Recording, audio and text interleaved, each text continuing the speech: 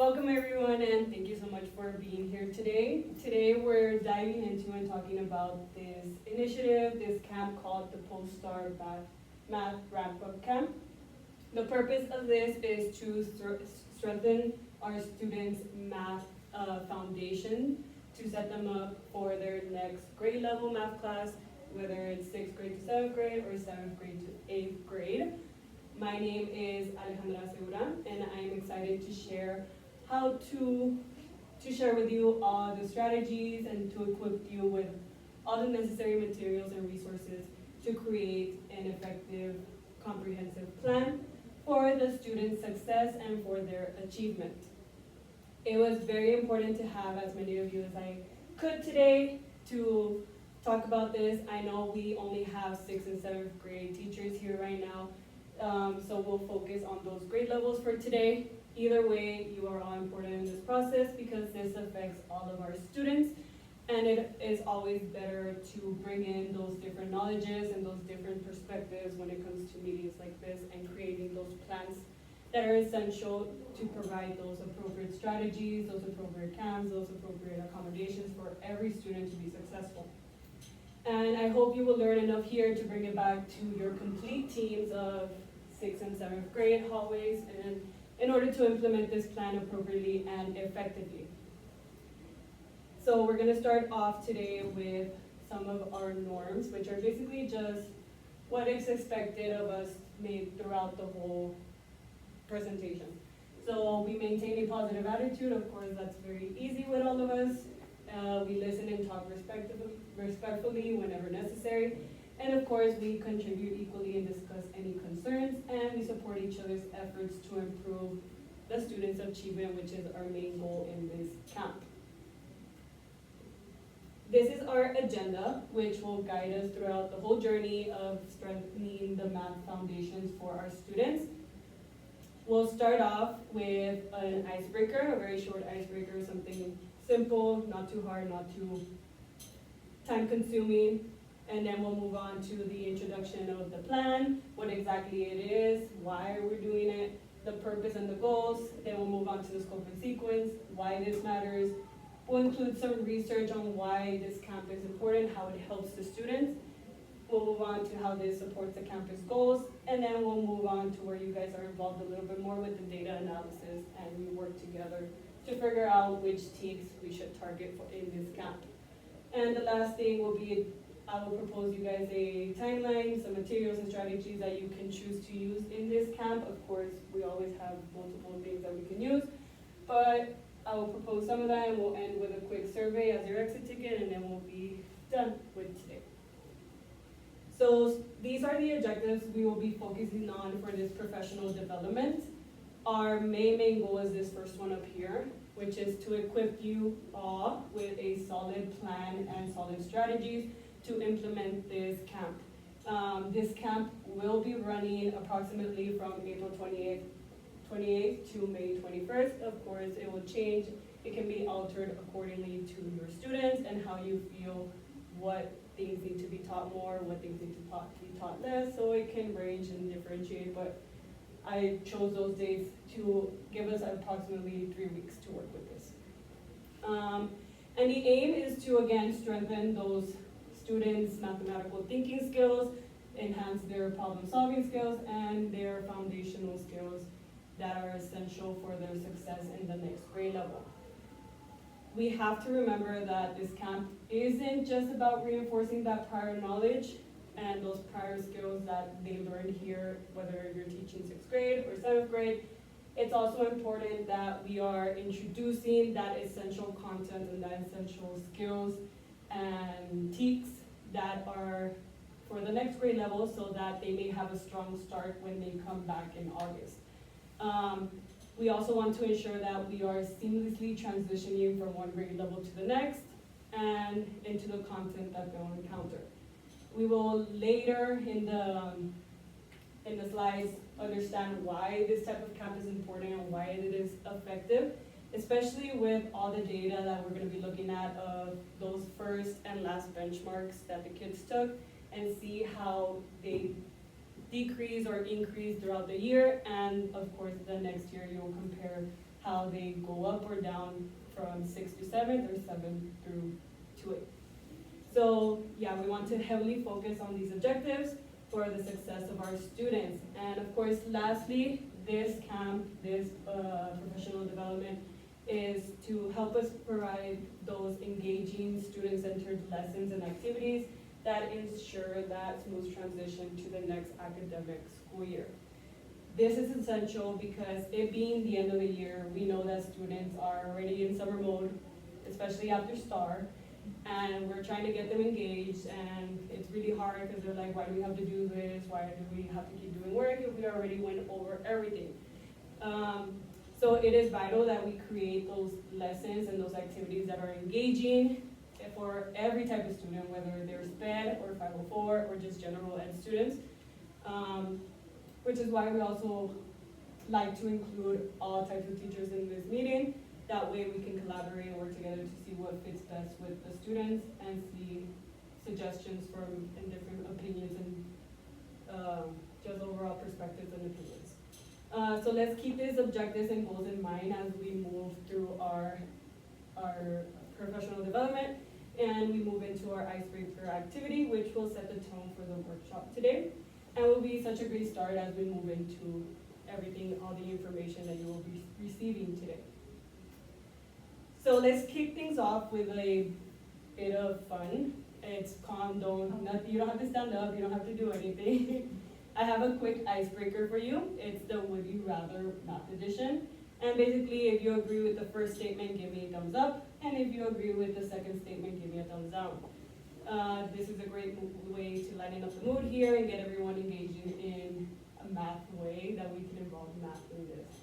So again, if you agree with the first one, thumbs up. If you agree with the second one, thumbs down. Not necessarily that it means bad, but just to differentiate between the two examples.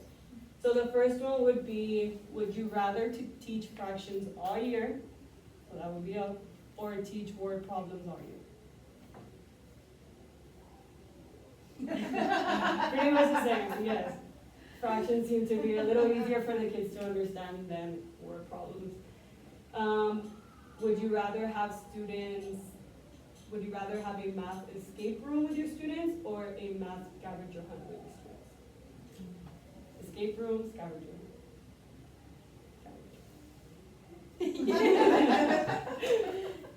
hunt. Would you rather have a class that always shows their work but gets wrong answers, or one that always gets the right answer but never shows their work?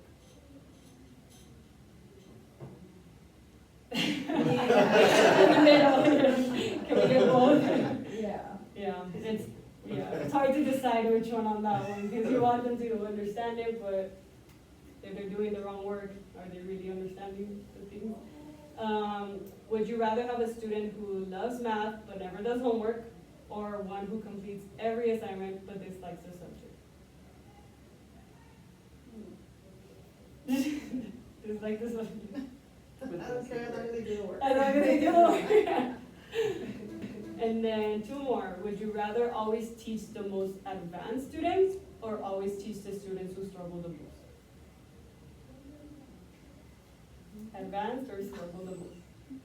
Yeah. I guess struggle. It's different scenarios, very different teaching those that are more advanced versus those. Would you rather be able, this is about you, would you rather be able to instantly solve any math problem in your head or be the world's best math teacher?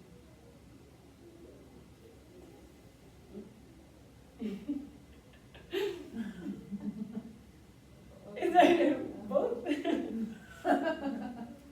Okay, we're done with this. That was all the would you rather I had, just to lighten up the mood a little bit and get us set for a little bit, involve you guys a little bit in this activity. So now let's move on into what exactly Post-STAR Camp is. This camp is basically to ensure that students finish the year strong. We want them to leave this grade level that they currently are in, whether it's 6th grade or 7th grade, with those reinforced skills that come from both their current year and for their next course. We also want your students to leave with that foundation and that confidence to tackle the next course in the next year. Furthermore, this camp does focus on catching up or reteaching those foundational skills from the current year, but it also focuses on building a strong foundation, providing a strong introduction for the success in the next math course. I feel like this dual approach is aimed at improving the beginning of the year data, especially under first benchmark data, and especially with those group of students that we know that constantly, when they come back from summer, they decrease. And we especially want to aim for those SPED students, those EBs, and those 504 students who often come with decreased scores when they come back from summer. So lastly, it's also important to remember that this camp is targeting the lowest yet most vital TEKS that we see that they build up year after year. And by focusing on these areas, we can maximize our students' learning outcomes as they transition to their next academic year. So before we move on to the next slide, I want to involve you guys a little bit here. Do you guys have any idea why this camp is important? Why is it important to have this this type of camp before the end of the year, basically? I'll give you guys some time to talk with each other, see what you can come up with, and why it is a good idea for us to do this and have it in our plan. So you can get them ready for next year. Yeah. Now it's not the end of the year and you have nothing else to do, yeah, you can relax. It's just getting them ready for the next grade level, prepping them up. Yeah, for sure. There's also that they tend to like Ms. Segura said, they tend to relax after the store, and it's like, no, like, cause then that gives you another month where it's Yeah, summer you're 2 very months, and then losing. another month, no. They need to be reinforced on what they need to have, and what they were taught during that year, and then for the next year, just to introduce it. I think it's a great camp. Great responses. Anything else? So those are great responses. We will definitely probably have to add that into what it is and how it's beneficial. But let's move on into why we chose this camp. Why did we choose to do it right now at the end? Which you guys pretty much covered it right now. And you probably understand a little bit of why we're doing it already.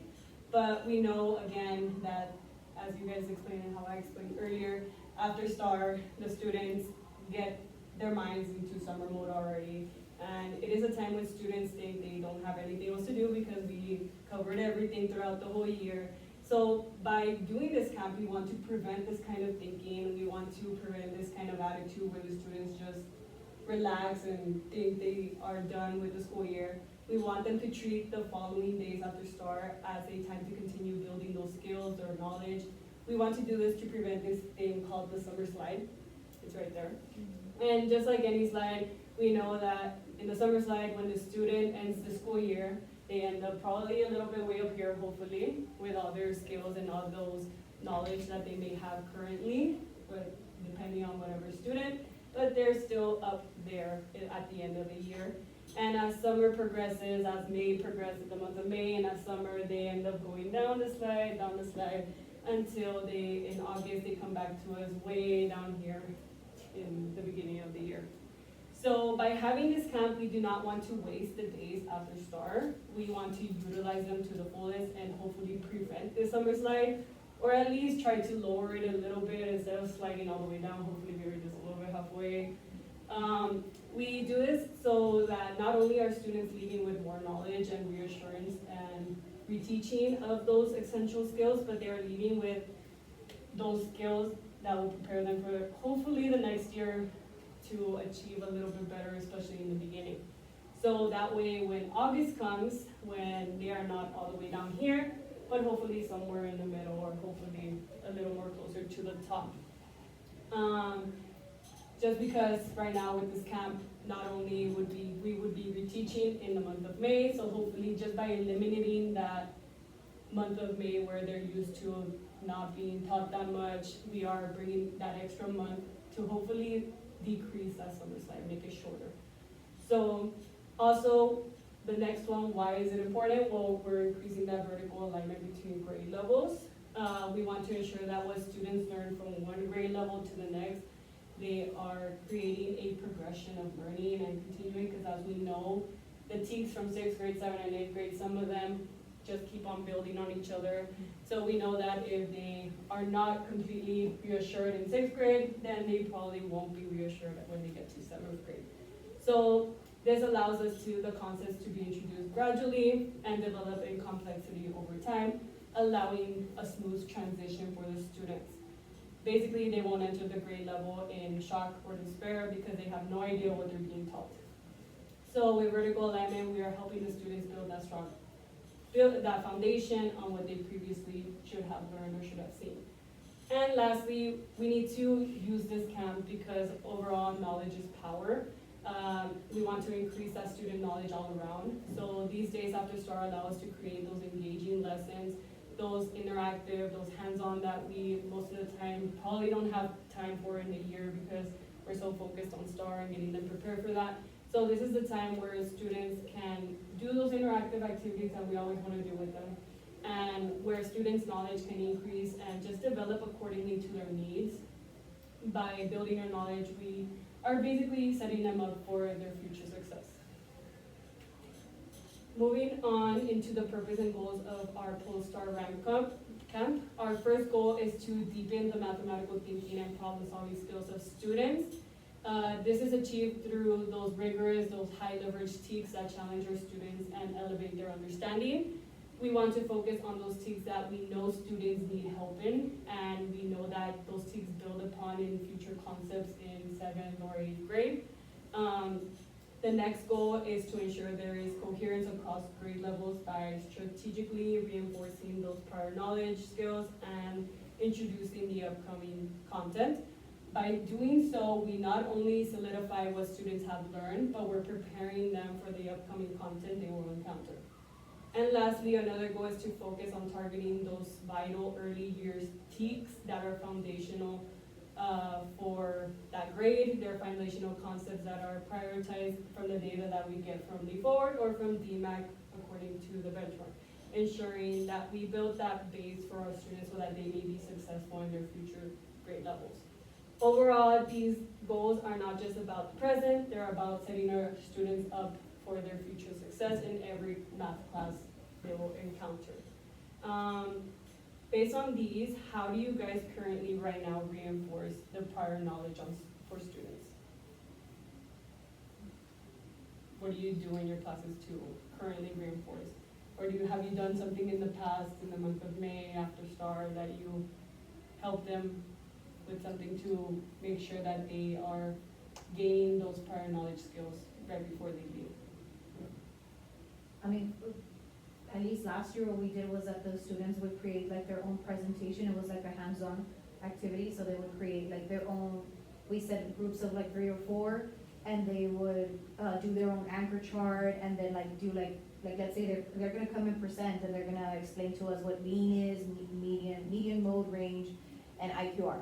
And they did like a little, like the anchor chart, they created it, or they got it off of like Google, but it was reinforcing that they learned this throughout the year, and then now you're presenting it to me like you're the teacher, which was a great activity that we did last year. Yeah. And also like money-wise, like they know how to budget, so for our ACC classes, we created like, okay, you have like, let's say 10,000, how would you manage like your debit card and use it like as your dream vacation? So that both interacted with, they remembered what they had to do throughout the year. Yeah. And if they forgot it, they had to search it up and find it and remember it, right? Yeah, that is a great way to reinforce those prior knowledge skills and bring it up again, especially when they have to create a whole lesson themselves and just basically teach the class about those TEKs that they studied and have to cover. So great response. The next slide, we have our scope and sequence for the upcoming RAP camp. It spans from April 28th and through May 21st, but of course, like I said earlier, it depends on your team and it depends on how you see fit according with your students. It is structured across 6th, 7th, and 8th grade classes, but right now, of course, we're focusing on the 6th and 7th specifically to see how we can maintain that growth between those 2 years. Basically, each day will be focused on some scaffolded sequences of concepts that will reinforce those critical grade level skills through the structured review and guided problem solving. This ensures that students are basically confident in their abilities before moving on to the next step or the next advanced mathematics. We will introduce advanced mathematical reasoning. This preparation is key to ensuring that our students are ready for their next course. And then we will incorporate conceptual understanding with targeted skill building activities. This combination will help bridge those gaps and reinforce their learning. These strategies are not just about immediate learning, they set the stage for future success. They also provide us with a time to do, again, those interactive activities, those hands-on that we don't always often get to do. Especially those who are below the grade level expectations, we want to target those kids and hopefully get them a little bit closer to where they're supposed to be. By reinforcing these skills now, we can significantly impact those students and their transition to the next grade level. Why this camp matters. First, this camp allows for a data-driven alignment, and we're utilizing resources through DMAC, through Leo Ford, and other instructional pacing guides that help us choose those TEKs and ensure we are choosing the ones that we need to reteach or introduce the TEKs where our students are struggling the most in, or the TEKs that are needed to be introduced for the beginning of the next school year to ensure that growth. Next is matters because it brings in early year readiness that we often do not see in our campus and among our students. The TEKs we introduce now will appear early in the following school year's curriculum, setting our students up for that strong start and hopefully increase their beginning of the year benchmark scores. And lastly, this matters because of the long-term impact it can have on the students. By strengthening those conceptual understandings at this crucial stage, we significantly increase the student success in their next mathematics class. I feel like this approach not only supports that immediate learning foundation for a future, but it also builds their future academic achievements and everything all around. Some of the research here is in support of this plan. I included 3 different citations. The first one is states that studies show that when a student starts the school year with unfinished learning from the prior years, the challenge of both covering those grade level material and addressing the unfinished learning can be daunting, not only for the students, but of course for the teachers. For example, 7th grade math typically includes performing basic operations with rational numbers. And for students to not know how to do that, they need to have in order for them to know how to do that, they need to have mastered those key concepts from both 5th and 6th. Of course, we don't have 5th grade here, but we have 6th grade that we can focus on, including understanding integers and rational numbers and performing those basic operations with decimals and fractions. Because if they do not have these skills, true learning cannot happen in the next grade level, and just overall inhibiting their true learning experience that they can have in that class. So we need to focus these lessons, like for example, in the example I said, and the lessons can be focused on operations with rational numbers, and so that way they don't lose those essential content, those essential TEKs to master it. Therefore, we just overall need to ensure that we prevent this situation that I just explained from happening, like where they enter the next grade level and they're not prepared to target the next category, the next step in the TEK. Additionally, the next quote says, what occurs in the final weeks of our classes will have a huge influence on students. We all know that those last few weeks of school can be challenging, and it is understandable that both students and teachers would be tempted to just relax and just let it go for a bit. However, it is important for the future of our students that we actually step up the quality and the intensity of what is happening in our classroom during this time period. And while we might think we are concluding the school year, we are really much more importantly setting them up for what comes next. And lastly, strengthening those foundational skills in mathematics is essential for future success in the subject. So developing a strong foundation in math during this time provides students with a solid understanding of and review of those mathematical concepts, those problem-solving techniques, and this just sets the stage for more advanced mathematical concepts and real-world applications as they move to the next grade level. Overall, this research has shown that students who have a strong foundation in mathematics are more likely to develop that positive attitude towards the subject. Of course, students that are good at math and understand it will, of course, see the math more positively than those who do not and feel like they cannot do it, which can lead to a lifelong love of learning the math subject. So in conclusion, by reinforcing these prior knowledge and skills and introducing those advanced content and keeping students learning in the final weeks of school, we are basically equipping them for success as they advance through their next school years. The next slide shows some graphs. The first one shows how math skills build on each other. It's just an example of one certainty, which is the operations with rational numbers like fractions and decimals. And we can see how in each grade level, it just builds upon each other. So in this camp, we need to focus on ensuring our students are getting those skills, especially as you can see in 6th grade, that they are getting those skills necessary to perform effectively in the next grade level. Because as you can see, without it, they probably will be lacking the necessary skills from the prior year, and overall just risking their increase in the scores from the beginning of the year. And also on this side, we see how the learning gaps, if we let them continue, they only accelerate over time. This is so common, especially nowadays, where our instructional focus on grade level instruction keeps us from addressing those areas of unfinished learning. For example, when they come to 6th grade, we have such limited time that we can't really go over those skills that they should have gotten in the previous years.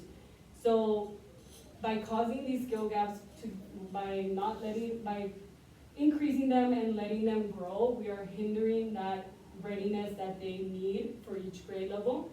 And if we continue to allow this to happen, or don't even try to decrease or close the gap even a tiny bit more, then we are only increasing and accumulating the declines of that unfinished learning, as you can see. Because not just because they didn't learn it in 6th grade, not only does it go to 7th, but it also goes to 8th, and of course high school, and so on and so forth. Before we move on to the data analysis, this is how this supports our campus goals. It aligns with the goal of mitigating the beginning of the year score drop. It encourages continuous learning to build student confidence, and it provides structured intervention for those struggling students, especially those that we know need that extra help. So I'm gonna hand out some data that we have to identify the common areas of weakness or misconceptions among the students. The data you'll be looking at is the data we got from both the fall and the spring benchmarks, since we don't have STAR data yet, but we are using our most recent data to determine how students currently are in comparison to how they were in the beginning of the year. And we can kind of see how they might correlate and kind of determine how they might do in the next year, in the beginning of the next year. So I'm gonna hand that out to you guys. And I know we don't have 8th grade, but 7th grade, I'm gonna give you one of those. That way you can see some of the connections between the two. So the first one I'm giving you is the one from the beginning of the year. The first benchmark that they took. And then the second one I will give you is the one they took recently, right now in the spring, before stuff. And I highlighted that way you can remember which was which, because I know it's a lot of papers. And if you want to see the 8th grade one, it's there. So as you take a look at it, I want you to work together in your group in selecting, going through it, whichever you want to work with, whether it's the spring or the fall benchmarks. And basically choose the top 5 TEKs, not so many, just 5, the top 5 TEKs that you want to focus on for your camp. So first choose the ones for your grade level. Which ones do you want to focus on that you know will help them in the next school year, that will help them just overall develop as students and their learning. Once you do that,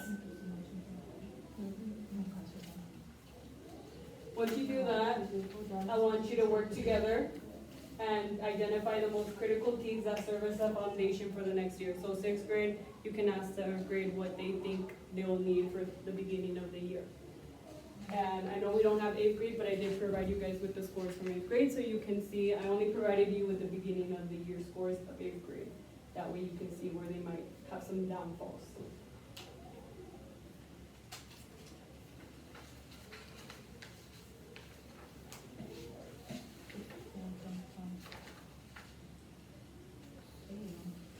So far, in the first 2 weeks, they showed improvement.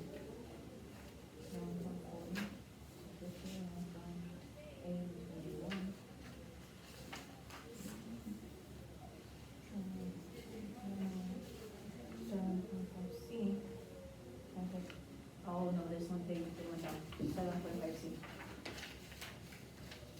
So 7.5C, they had a 75%. 7.5C, they had a 75%. Oh, no, we won't see. You know what, I'm going backwards. The checkpoint was the last one or the benchmark? Okay, I have it backwards. Okay, so you know what? They decreased. Yeah, they went down on this one, the 7.11A. They went down on 7.2A. They actually increased. So now that we have determined approximately some of the TEKs that you might want to cover, of course, we'll talk more about it in the next POC where we can collaborate more and truly determine which ones will take more time. But here's a proposed timeline of course, it can be changed according to the TEKs that you want to spend more time with and which you don't. Week 1 will be focused on learning the problem solving and critical thinking. Week 2 will be focused on mastering the key TEKs from this year. And week 3 will be previewing the next grade level concepts. Of course, like I said, this can be changed. You can add more days to a certain one. You can move this up however you see fit for your class. Again, this is just proposed timeline for you guys. These are just some instructional materials and resources that can be used in this camp. They're just some suggestions. Of course, you can use more. They are more available to you from the campus, but these are iReady, ISO, and Pear Deck, which you have used in your classes before. And they are high quality instructional materials that are vetted for that rigor and for that alignment in your classes. And if you would like to do different activities outside of those online resources, you can certainly plan to get those materials so the students can also experience some hands-on, some interactive learning outside of the technology resources. You will have time later when we do that POC to collaborate and share what practices and what resources will work best with what topics. And also think of any other materials that you'd like to add to the list and let me know. At the end of the meeting, I will give you all a survey where you can add your suggestions, and also if there are, basically just let me know if there's anything else you want to use with your students. I also included some differentiation strategies that you might want to use in your class. Some of these are making small groups, and you can also use station rotations to give that chance to those students that may learn in different ways, giving them a chance to work with the computer, with you, or just with you in a group with other students, collaborating with a hands-on activity. And here are some of the scaffolding strategies you can take a look at later on when we work together in the POC. And of course, if you have more differentiating strategies that you would like to suggest, you can let me know and we can add it to the list and talk about it. These are some activities that can be engaging for your classes, some problem solving challenges like escape rooms, scavenger hunts, and Prodigy, some gamified reinforcement like Look It, quizzes, Kahoot, and some technology-based activities like the ones I mentioned earlier, and of course some hands-on group work is always, and station rotations is always great to use with our students, especially now at the end of the year to keep them engaged.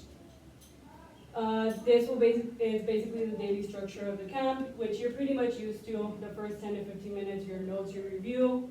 The independent practice will take up most of your time, 40 to 35 minutes, where you can do station rotations, those hands-on activities, or those online activities.